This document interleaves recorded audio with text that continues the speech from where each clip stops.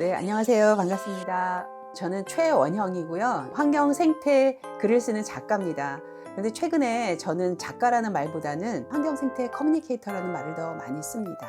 사실 저는 이제 작가로 처음에 출발한 건 아니었어요. 좀 오래전, 한 몇십 년 전에는 방송 작가였었고, 그 다음에 제가 이제 환경 활동가로 활동을 했습니다. 그 이유는 지금 현재 환경 문제가 상당히 심각하잖아요. 다양한 오염들과 그다음에 특히 이제 기후 위기라는 것들로 인해서. 근데 사람들이 생각보다 많이 그걸 몰라요. 어떻게 사람들에게 이걸 이야기를 할까? 그래서 이제 환경 단체에서 환경 활동가로 일을 하다가 그건 시간이나 공간적인 제약이 있었거든요. 그래서 어떻게 더 많은 사람들에게 이 일을 알릴까 하다가 이제 그게 제가 그나마 잘할 수 있는 글이 됐고요. 그래서 글을 쓰는 작가가 됐고요. 그래서 그 글 쓴 내용을 가지고 다시 또 사람들이 저를 부르기도 해요. 제가 이제 책을 내다 보니까 사람들을 만나서 이야기를 하죠. 그래서 커뮤니케이터가 됐습니다. 그게 제가 지금 하고 있는 일입니다.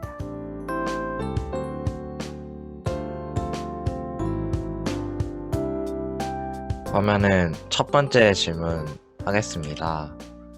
환경에 대해 관심을 갖게 된 동기가 무엇이며 이와 관련해서 책을 집필하게 된 계기는 무엇인가요? 아이들 책을 읽다가 환경에 관심을 갖게 되고, 그런데 환경이 너무너무 안 좋은 거예요. 그래서 환경에 관심을 갖게 됐고, 저 같은 경우는 작가로 출발한 건 아니고 환경 활동가로 시작을 했어요. 그래서 사람들을 만나고 길거리에 네. 나가서 시위도 하고 기자회견도 하고 성명서 발표하고 그러잖아요. 근데 그런 일을 하면서 굉장히 한계를 느꼈거든요. 자리에 있거나 그 기사를 보지 않는 사람들은 놓치고 또 흘러가는 거잖아요. 그래서 어떻게 지속적으로 알릴까 그러다가 글을 쓰는 방법을 생각을 해낸 거죠. 그래서 신문 칼럼 같은 거 썼고, 그러다 그게 묶여서 책이 나오기 시작했고, 이제 그래서 지금은 작가가 된 거예요. 독자들이 알기 쉽게 전달하는 작가님의 방법이 있나요? 대체로 제 책을 읽은 사람들이 책을 쉽게 쓴다고 얘기를 하거든요. 특히 환경 관련해서는, 환경이나 생태 쪽은 되게 골치 아프고 불편한 이야기들이 많아요. 그래서 그런 책을 쓸 때는 더더군다나 좀 쉽게 써야 되고, 그다음에 내 문제화 시켜야 돼요. 독자들이 자기 문제로 받아들여야지 그 책을 읽고 공감을 할 것 같아서, 그래서 쉽게 쓰려고 하지요.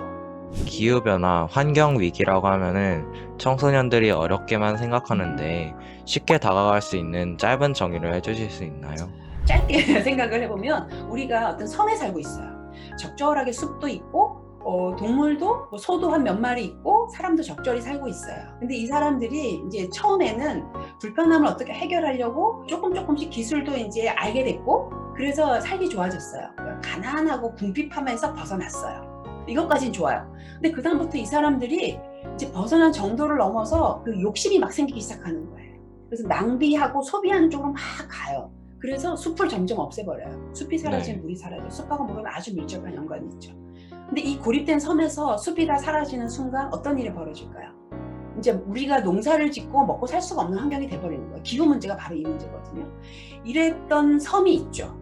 이스터 섬이라고. 그 섬이 한때 숲이 울창했었는데 사람들이 거기 이렇게 큰 거대한 석상을 세우느라고 숲을 다 없애서 그 나무 가지고 끌고 가는 역할도 하고, 아무튼 이러면서 숲을 다 없애버린 거예요. 그 다음에 숲이 사라짐으로 인해서 자기들의 미래가 어떻게 될 거라는 거 하나도 생각을 못했던 거예요.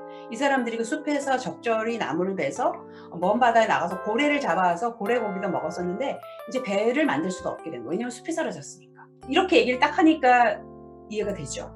환경 네. 문제가 남 얘기가 아니고 나의 생존의 문제인 거예요.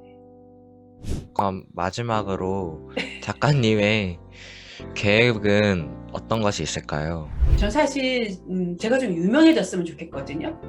이게 이 이유는 딱 하나, 이 메시지를 보다 많은 사람들에게 알리고 싶어요. 저는 하나도 유명하지도 않기 때문에, 뭐 지금 정승환 친구도 제 책을 하나도 읽은 게 없잖아요. 이렇게 아직 너무 안 유명한 거예요. 제가 정말 그 우리나라 완전히 셀럽처럼 유명해져서 사람들이 그냥 딱 환경을, 내 이름만 딱 들으면 환경을 딱 떠올려서, 아 맞아, 고기 먹는 거 줄여야지, 막 소비 줄여야지, 이렇게 생각을 할 수 있을, 그렇게 되는 게 제 계획이에요.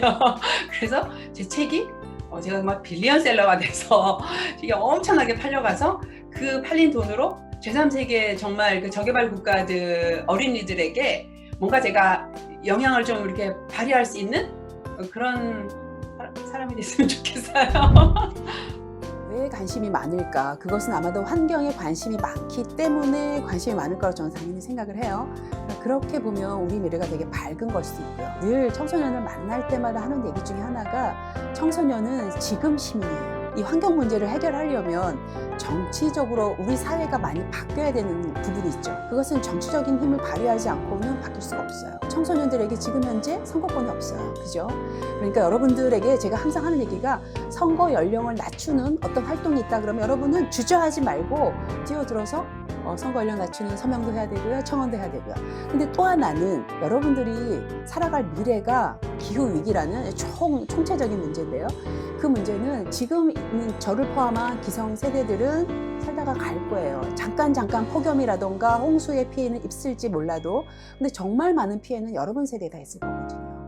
그래서 여러분들이 어른들이 잘못된 방향으로 가고 있는 이 잘못된 시스템을 바로잡을 수 있도록 여러분들이 어른들을 준엄하게 꾸짖고 어른들을 리드해야 됩니다. 그래서 여러분들 관심 많은 거 대환영이고요. 그 많은 관심들을 가지고 세상을 바꾸는데 큰 역할을 했으면 좋겠어요.